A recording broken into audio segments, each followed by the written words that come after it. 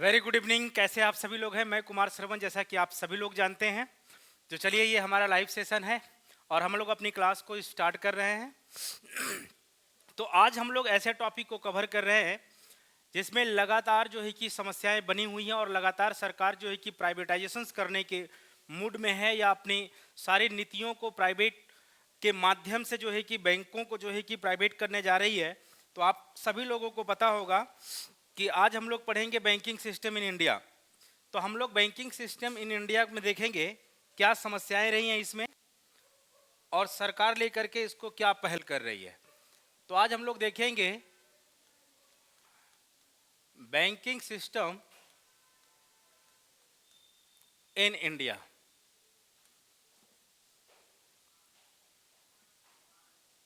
तो सबसे पहले प्रश्न ये बनता है कि बैंक क्या है।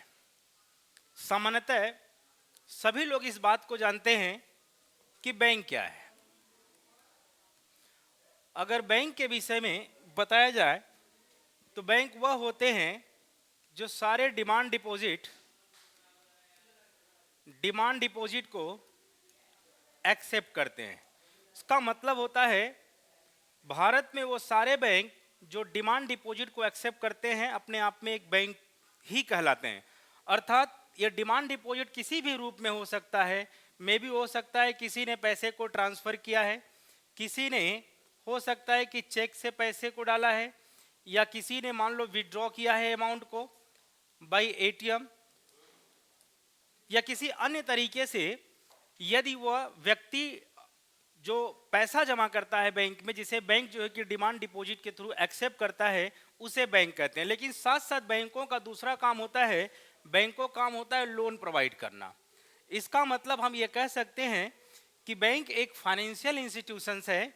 बैंक एक फाइनेंशियल इंस्टीट्यूशंस है जो कि डिमांड डिपॉजिट को एक्सेप्ट करता है और साथ साथ लोगों को लोन देता है। इसे ही बैंक कहा जाता है।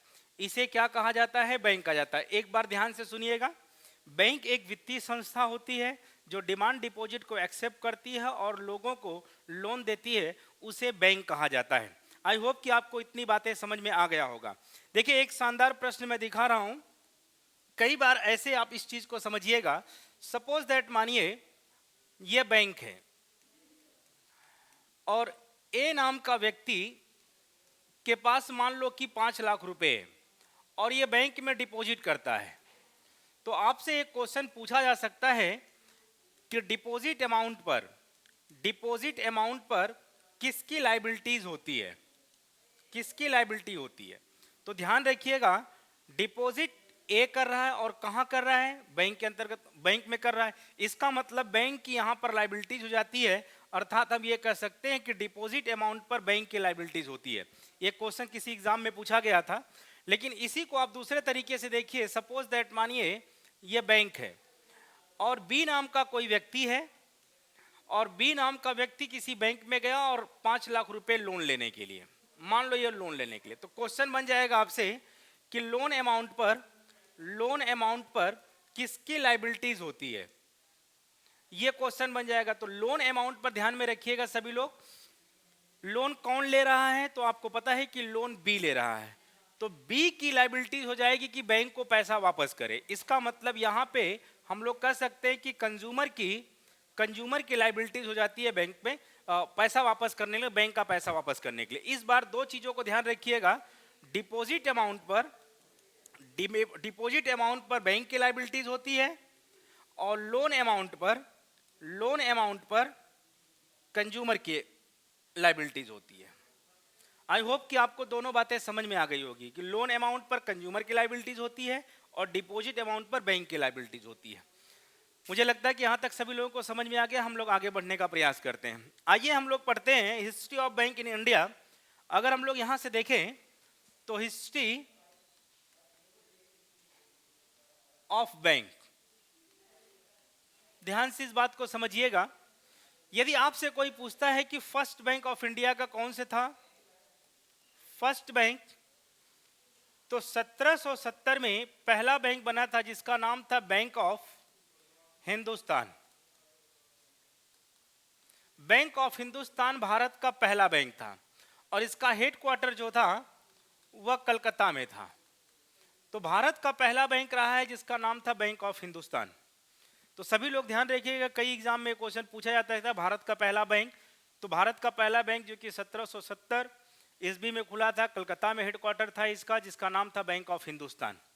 अगर हम आगे बात करते हैं 18वीं सेंचुरी में, 18वीं शताब्दी में, तो एक बैंक खुला हुआ था जिसका नाम था एजेंसी हाउस। एजेंसी हाउस की स्थापना हुआ था, ये जो कि एज ए बैंक की तरह वर्क कर रहा था, एज ए बैंक की तरह वर्क करता था। ध्यान रखिएगा। तो ये 18वीं सेंचुरी में एक बैंक खुला था, बैंक ही तरह था, जिसका नाम था एजेंसी हाउस। आगे चल करके आफ्टर, इसके बाद में help of private sector and public sector, इन दोनों के सहयोग से भारत में 3 प्रेसिडेंसी बैंक की स्थापना होती है। प्रेसिडेंसी बैंक की स्थापना होती है। ये कई बार एग्जाम में क्वेश्चन पूछा गया है कि भारत में 3 प्रेसिडेंसी बैंक कौन कौन से थे। तो ध्यान में रखिएगा आप सभी लोग, भारत में 3 प्रेसिडेंसी बैंक की स्थापना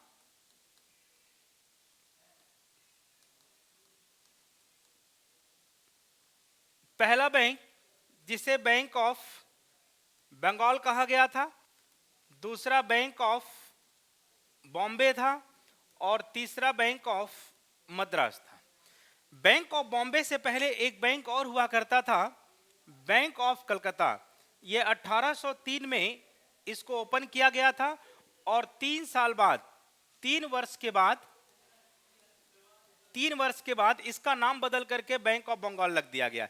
इसका मतलब 1806 में इसको इस्टेब्लिश किया गया था। 1806 में इसको इस्टेब्लिश किया गया था, और बैंक ऑफ बॉम्बे को 1840 में इस्टेब्लिश किया गया था, और बैंक ऑफ मद्रास को 1843 में इस्टेब्लिश किया गया था। तो ध्यान में रखिएगा, बैंक ऑफ बंगाल को 1806, बैंक ऑफ बॉम्बे 1840, और बैंक ऑफ मद्रास इसको 1843 में इस्टेब्लिश किया गया था। बाद में इन तीनों को एक साथ मर्ज कर दिया गया, इसका विलय कर दिया गया, और विलय करके 1921 में इंपीरियल बैंक बनाया गया। इंपीरियल बैंक की स्थापना हुआ। तो ध्यान में आप लोग रखिएगा, इंपीरियल बैंक इन 3 बैंकों को मिला करके बना था, bank of Madras, bank of Bombay और बैंक ऑफ बंगाल। आगे चल करके एक कमेटी बनी थी जिसका नाम था AD Gorewala committee. AD Gorewala committee, इस कमेटी के रिकमेंडेशन पर, सुझाव पर 1 जुलाई 1955 में इंपीरियल बैंक का नेम चेंज कर दिया गया। और इसको बनाया गया एसबीआई। तो स्टेट बैंक ऑफ इंडिया की जो स्थापना हुआ बच्चे, तो ध्यान में रखिएगा, इंपीरियल बैंक को नाम को चेंज करके ही एसबीआई बैंक की स्थापना हुआ। एसबीआई बैंक जब बना तो उस समय एक एसबीआई जो है कि मेन ब्रांच था, या हेडक्वार्टर आप कह सकते हैं इसको, और इसी के साथ साथ जो है कि 8 जो है कि एसबीआई की ब्रांच जो है स्टेट में ओपन किए गए थे। तो 8 एसबीआई की जो ब्रांच थे वो स्टेट में ओपन किए गए थे, बाकी एक एसबीआई जो है कि मेन था। आगे हम लोग चलते हैं। अगर आप यहां से डेट सभी लोग देखें तो bank of Bengal, bank of Bombay, bank of Madras, तो ये यहाँ पे देखिए 1800 के सीरीज में है सारे, याद करने में थोड़ा आप लोगों को आसान होगा। लेकिन 1843 के बाद अगर 1901 में देखें तो काफी यहाँ पर गैप है। अब इसका मतलब ये नहीं हुआ कि 1843 के बाद भारत में कोई बैंकों को लेकर के कार्य नहीं हुए होंगे, कार्य हुए होंगे, बिल्कुल कार्य होंगे, कुछ ना कुछ एक्टिविटीज जरूर बैंक को लेकर के हुआ होगा। तो हम लोग अब 1843 के बाद की कहानी देखते हैं कि भारत में क्या क्या चीजें हुए, और हम लोग 1901 तक पहुंचने का प्रयास करेंगे। फिर 1901 से लेकर के 1955 तक पहुंचेंगे। फिर देखेंगे अभी सरकार हाल में 2021-22 में सरकार बैंकों को लेकर के क्या कदम उठा रही है। तो इस बात को समझने का हम लोग प्रयास करेंगे। अगर 1843 के बाद हम लोग देखें तो 1843 में बैंक ऑफ मद्रास की स्थापना हुई। लेकिन कहा जाता है कि 1860 में on the basis of limited liabilities, मतलब सीमित देयता के आधार पर, सीमित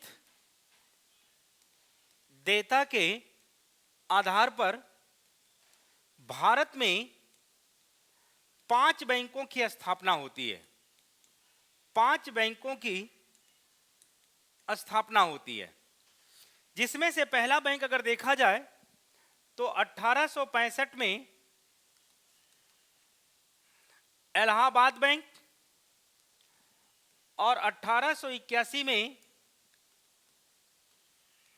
शिमला बैंक, ये इलाहाबाद है, इलाहाबाद बैंक, और ये शिमला बैंक, शिमला इसे अलायंस शिमला भी कहते हैं। और 1881 में ही अवध कॉमर्शियल बैंक, ये अवध कॉमर्शियल बैंक है। और 1894 में पंजाब नेशनल बैंक की स्थापना हुआ और 1901 में पीपल बैंक ऑफ इंडिया की स्थापना हुआ।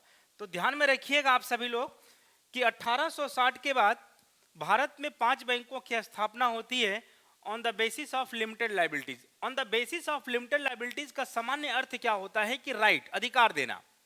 और यहां पे आप सभी लोग देखिएगा कि अगर हम 1860 से पहले देखें तो भारत में एक बहुत बड़ा जो कि क्रांति था 1857 का। 1857 में भारतीयों द्वारा अपने मांग को अंग्रेजों के सामने रखा गया, क्योंकि आप जैसा कि सभी लोग जानते हैं कि भारतीयों को उच्च पदों पे नहीं रखा जाता था, या विशेष प्रकार की कोई ऐसी नौकरी नहीं जो है कि निकाली जाती जिसे भारतीयों को दिया जा सके। तो इसको लेकर के भारतीयों में एक बहुत बड़ा जो कि 1857 का क्रांति रहा। इसके क्रांति के बाद भारतीयों ने अपनी मांग अंग्रेजों के सामने रखा। तो उस समय अंग्रेजों ने पहला अधिकार जो है कि अवध कॉमर्शियल बैंक में भारतीयों को दे दिया कि आप यहां पे सिर्फ कार्य कर सकते हैं। Act of right, act of right का अधिकार यहां पर दे दिया गया था कि आप सिर्फ अवध कॉमर्शियल बैंक में भारतीयों द्वारा काम किया जा सकता है और उनके नित्य निर्माण में कोई सहयोगिता नहीं की जा सकती या किसी प्रकार का निर्णय भारतीयों द्वारा नहीं लिया जा सकता है। तो ये पूछा जा सकता है कई बार कि भारत का वो पहला बैंक बताओ जहां पे एक्ट ऑफ राइट मिला था। तो एक्ट ऑफ राइट भारत का पहला बैंक रहा जो 1881 में अवध कॉमर्शियल बैंक स्टैब्लिश किया गया था। लेकिन भारतीयों को पहली बार जो है कि मैनेजमेंट का राइट अगर किसी में दिया गया था तो वो था पंजाब नेशनल बैंक में।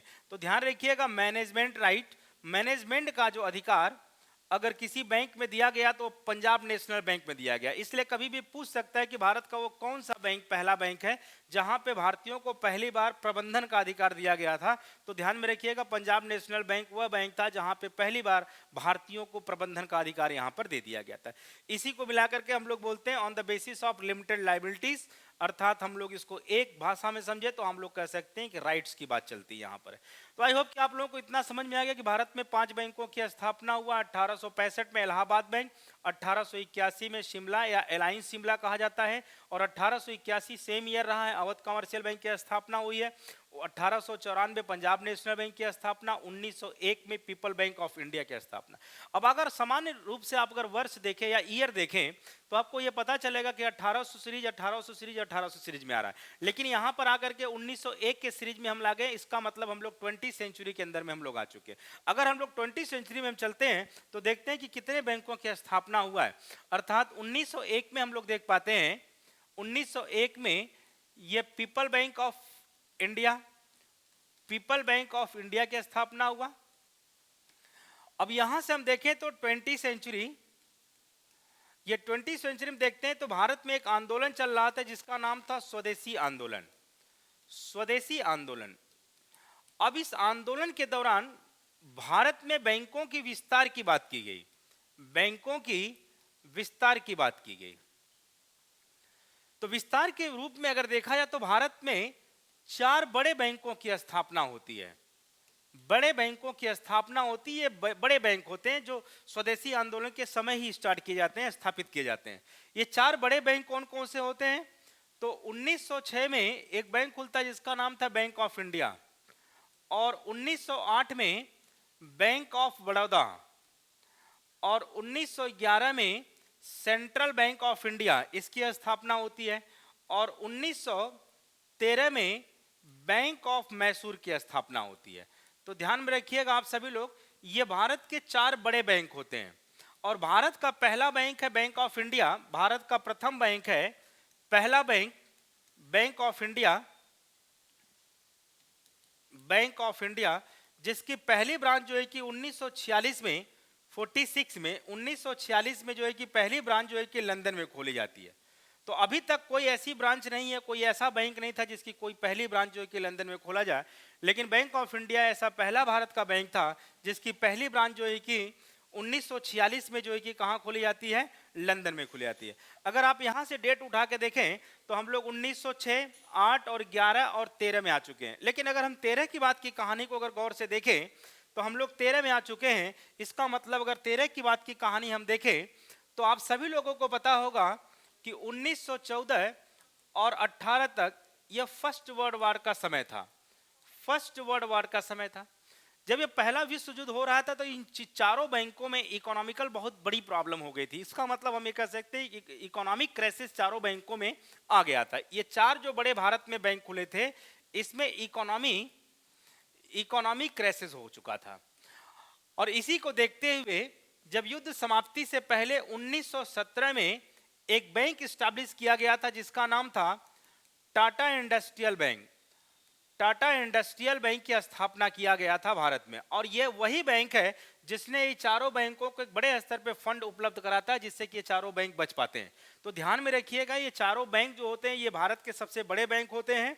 और इन बैंकों में फर्स्ट वर्ल्ड वॉर के समय एक बहुत बड़ी समस्या हो जाती है जिसके कारण से इन बैंकों में इकोनॉमिक क्राइसिस हो जाते हैं, जिसके कारण से 1917 में एक बैंक स्टैब्लिश किया जाता है जिसका नाम है टाटा इंडस्ट्रियल बैंक। और इस बैंक ने बड़े मात्रा में फंड उपलब्ध कराता है ताकि ये बैंक बच पाते हैं। आई होप कि आप सभी लोगों को इतना बात समझ में आ गया। लेकिन हम लोग 18 के बाद चलते हैं, 1918 के बाद हम लोग चलते हैं, तो एक डेट आता है बच्चे, ध्यान में आप सभी लोग रखिएगा। अगर हम लोग आगे बढ़ते हैं तो 1920 में पहली बार भारत में एक एक्सपर्ट कमेटी बनाई जाती है। एक एक्सपर्ट कमेटी बनाई जाती है, यह बैंकों के संबंध में होता है, बैंकों के संबंध में होता है। इस कमेटी का नाम है royal commission India currency and finance, इस कमेटी का नाम होता है। और इस कमेटी का पहला अध्यक्ष जो प्रेसिडेंट बनाया जाता है, जो पहला प्रेसिडेंट बनाया जाता है, इसका नाम होता है यंग हिल्टन। एक अंग्रेज होता है जिसको पहला जो है कि इसको अध्यक्ष बनाया जाता है, प्रेसिडेंट बनाया जाता है। तो भारत में अगर आपसे पूछे कि भारत में बैंकों के संबंध में पहली कमेटी का नाम क्या था, तो पहली कमेटी का नाम बच्चे याद रखिएगा सभी लोग, royal commission India currency and finance, जिसका पहला अध्यक्ष बना दिया जाता है यंग हिल्टन को। आई थिंक कि 1921 में हम लोग देखे थे, आगे चल करके 1921 में इंपीरियल बैंक बनता है। इंपीरियल बैंक की स्थापना होती, अर्थात तीनों बैंकों को मर्ज करके, बैंक ऑफ बंगाल और बैंक ऑफ बॉम्बे और बैंक ऑफ मद्रास, इन तीनों बैंकों को एक साथ मिला करके इंपीरियल बैंक की स्थापना होती है। आई होप कि आप सभी लोगों को इतना समझ में आ गया होगा कि इंपीरियल बैंक कैसे बना। और 1920 में एक कमेटी बनी थी बैंकों के संबंध में जिसका नाम था royal commission India currency and finance, ध्यान रखिएगा। अगर हम 1921 के बाद देखते हैं बैंक, चूंकि हम लोग बैंकों का इतिहास पढ़ रहे हैं, अगर हम लोग इतिहास पूरा पढ़ लेंगे तो नो डाउट यहाँ से कई न कई स्टेट पीसीएस के अंदर में, यूपीएससी के अंदर में डायरेक्ट और इनडायरेक्ट तरीके से क्वेश्चन कर लिए जाते हैं। अगर हमें सारे इतिहास पता होगा तो हम बेहतर तरीके से क्वेश्चन को डील कर पाएंगे, सभी लोग ध्यान रखिएगा, ठीक है। तो 1921 के बाद एक ईयर ऐसा आता है 1926। ये 26 का मोस्ट इंपॉर्टेंट डेट है क्योंकि इस समय अ बिल प्रेजेंट या presented in British parliament related to RBI. तो अब आप देखें कि पहली बार जो है कि आरबीआई के संबंध में ब्रिटिश पार्लियामेंट में 1926 में एक बिल को प्रस्तुत किया जाता है। तो पहला जो है कि आरबीआई के संबंध में बिल ब्रिटिश पार्लियामेंट में कब प्रस्तुत किया जाता है, तो 1926 में जो है कि प्रस्तुत किया जाता है। लेकिन संभवतः होता क्या है, 1927 में देखा जाता है, जब इसका रिजल्ट आता है तो यह बिल जो है कि पास नहीं हो पाता है, नॉट पास, बल्कि ये क्या हो जाता है, फेल हो जाता है। अर्थात जो है कि ये बिल पास नहीं हो पाता है। 1927 में ये बात का पता चलता है कि 1927 में ये बिल को पास नहीं किया जाता, बल्कि इस बिल को क्या कर दिया जाता है, फेल कर दिया जाता है। अब रीजन देखो आगे क्या होता है कि 1927 के बाद बच्चे, अगर हम 1929 को बात देखें, 29 to 30, ये पूरा वैश्विक जो है कि ग्रेट रिसेशन का दौर रहा है। ये ग्रेट रिसेशन का दौर रहा है जिसको हम लोग महामंदी कहते हैं। महामंदी। और जैसे ही महामंदी समाप्त होने वाली थी 1933 में अगेन जो है कि उसी बिल को जो है कि क्या किया जाता है, प्रेजेंटेड किया जाता है। प्रेजेंटेड किया जाता है कहां पे, ब्रिटिश पार्लियामेंट में। और ये बिल रिलेटेड किससे होता है, तो ध्यान रखिएगा रिलेटेड टू आरबीआई के संबंध में होता है। दरअसल ये 1934 में ये बिल क्या हो जाता है, पास हो जाता है। ये बिल क्या हो जाता है, पास हो जाता है। तो इसी बिल के आधार पे बनाया जाता है आरबीआई एक्ट 1934। तो अगर आपसे पूछे कि बताओ किस बिल के आधार पर आरबीआई एक्ट 1934 बनाया गया, तो ध्यान होना चाहिए कि जो 1933 में बिल को प्रेजेंट किया था ब्रिटिश पार्लियामेंट में, उसी बिल को जो है कि 1934 में पास कर दिया जाता है और उसी बिल के आधार पर आरबीआई एक्ट 1934 को बना दिया जाता है। आई होप कि आप सभी लोगों को इतना क्लियर हो गया होगा। तो आप ध्यान रखिएगा जो भी आज भी एक्ट है, वर्तमान समय में जो आरबीआई एक्ट है, इसी से सारी बैंक संचालित होती हैं, ऑपरेट होती हैं, कंट्रोल होती हैं। बहुत सारे नियम कानून इसके संबंध में बनाए गए हैं। तो 1 अप्रैल 1900, ध्यान रखिएगा 1 अप्रैल 1935 को आरबीआई का इसके बाद जो है कि गठन कर दिया जाता है, आरबीआई की स्थापना कर दी जाती है। आई होप कि कई बार क्वेश्चन पूछा गया कि आरबीआई की स्थापना कब हुआ, तो पहले एक्ट बनता है, इसके बाद आरबीआई की स्थापना होता है। तो 1 अप्रैल 1935 में आरबीआई की स्थापना हो जाती है। आरबीआई की जब स्थापना होती है तो आरबीआई उस समय एक प्राइवेट बैंक था। ध्यान रखिएगा क्वेश्चन पूछा गया है कि उस समय पब्लिक बैंक था या प्राइवेट बैंक था, तो जिस समय आरबीआई बनता है उस समय प्राइवेट बैंक था। लेकिन इसी आरबीआई को कहा गया था कि भारत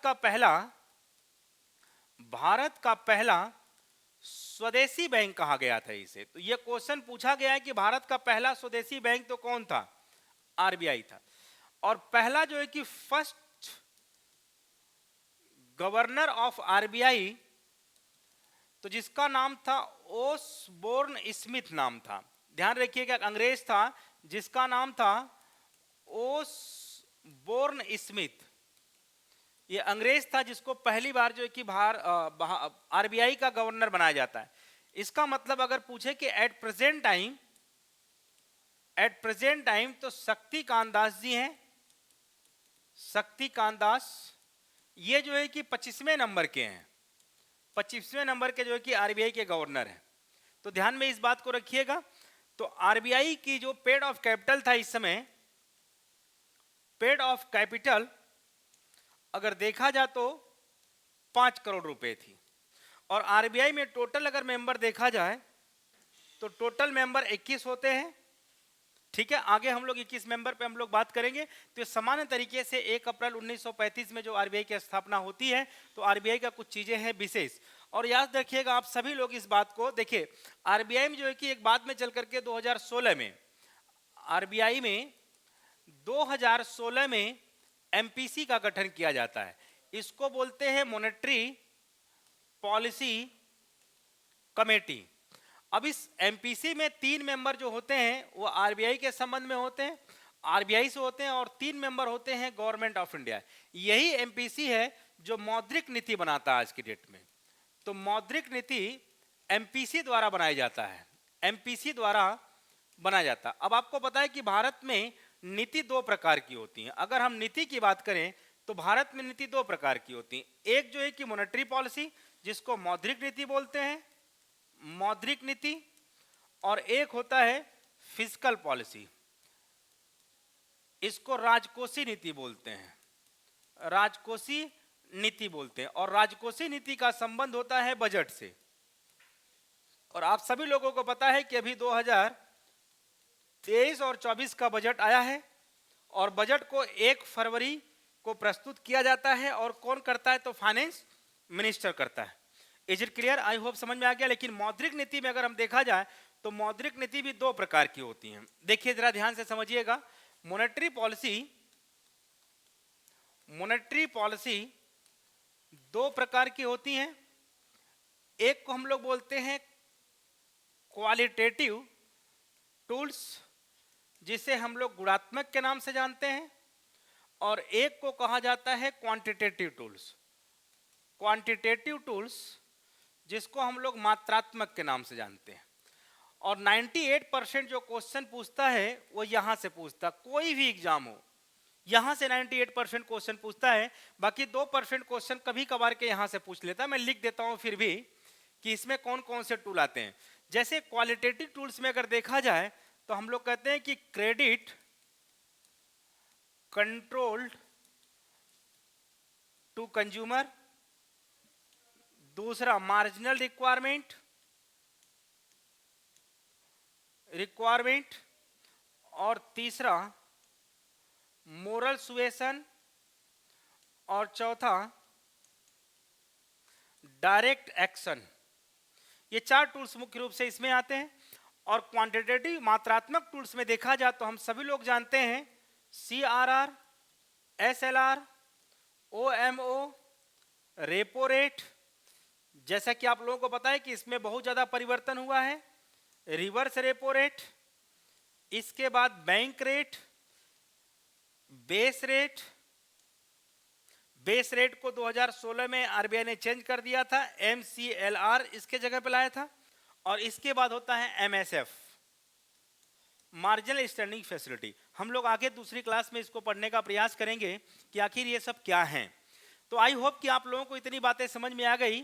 तो हम लोग अब नेक्स्ट क्लास से मिलेंगे और नेक्स्ट क्लास में हम लोग आगे कंटिन्यू करेंगे। तो आज के लिए इतना क्लास, क्योंकि आज बहुत सारे जगहों पे जाना है, तो आज हम लोग इतने क्लास को बाइंड अप करेंगे। हम लोग नेक्स्ट क्लास से मिलेंगे।